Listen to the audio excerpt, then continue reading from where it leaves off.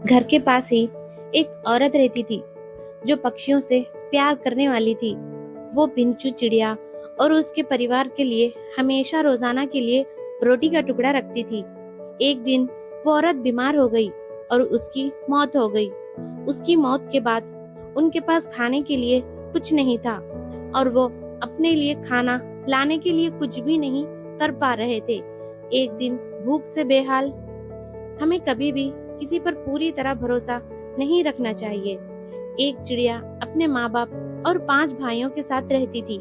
पिंचू छोटी सी चिड़िया थी। उसके पंख बहुत ही मुलायम और सुंदर थे। उसकी माँ ने उसे घर की ताल पर चहकाना सिखाया था, जिससे उसका गाना और भी मधुर हो गया था। घर के पास ही एक औरत रहती थी जो पक्षियों से प्यार करने वाली थी। वो पिंचू चिड़िया और उसके परिवार के लिए हमेशा रोजाना के लिए रोटी का टुकड़ा रखती थी। एक दिन वो औरत बीमार हो गई और उसकी मौत हो गई। पिंचू चिड़िया और उसका पूरा परिवार उस औरत के भरोसे पे था, लेकिन उसकी मौत के बाद उनके पास खाने के लिए कुछ नहीं था और वो अपने लिए खाना लाने के लिए कुछ भी नहीं कर पा रहे थे। एक दिन भूख से बेहाल होने पर पिंचू चिड़िया के पिता ने कीड़ों का शिकार करने का फैसला किया। वो मेहनत करके कीड़े ढूंढने गए, लेकिन उन्हें सिर्फ 3 कीड़े ही मिले, जो परिवार के लिए बहुत कम थे। उनका 8 लोगों का परिवार था। इसीलिए उसने पिंचू और उसके 2 छोटे भाइयों को उन कीड़ों को खिलाने के लिए बचा के रख दिया।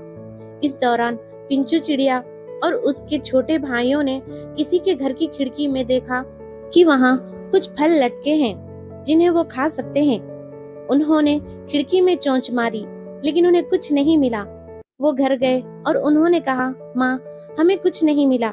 उसके बाद उनके घर के मालिक ने खिड़की से उन पर राख फेंक दी, जिससे पिंचू, उसके भाई और माँ के पूरे शरीर पर राख लग गई। परिवार ने राख उड़ाने की कोशिश की, लेकिन वो सफल नहीं हुए। पिंचू चिड़िया और उसके छोटे भाइयों का रंग बदल गया और उनको पहचानना भी मुश्किल हो गया था। दूसरी तरफ काफी तलाश करने के बाद पिंचू के पिता को एक ऐसी जगह मिली जहाँ काफी ज्यादा कीड़े थे। उनके कई दिनों के खाने का इंतजाम हो चुका था। वो जब खुशी खुशी घर पहुंचा तो वहाँ कोई नहीं मिला। वो परेशान हो गए। इसके बाद पिंचू और उसके भाई वो सब घर वापस लौट आए, लेकिन घर पर पिंचू के पिता ने उन सभी को राख की वजह से पहचान नहीं पाए। पिंचू ने सारी बात बताई, लेकिन वो उन्हीं की पिंचू है और बाकी के भाई है।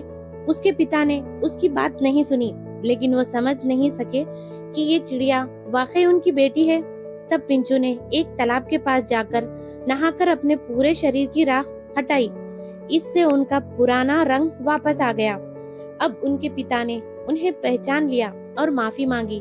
फिर पिता ने सारे बच्चों को गले से लगा लिया और कीड़े खाकर अपनी जिंदगी गुजार रहे थे। उनका परिवार फिर से खुशी खुशी एक साथ रहने लगा और उनके पास खाने की कोई कमी नहीं थी। कभी कभी हमें हालात बदलने के लिए, मेहनत करने के लिए सब कुछ करना पड़ता है। हमारी मेहनत और आत्मविश्वास हमें कामयाबी दिलाने में मदद कर सकती है।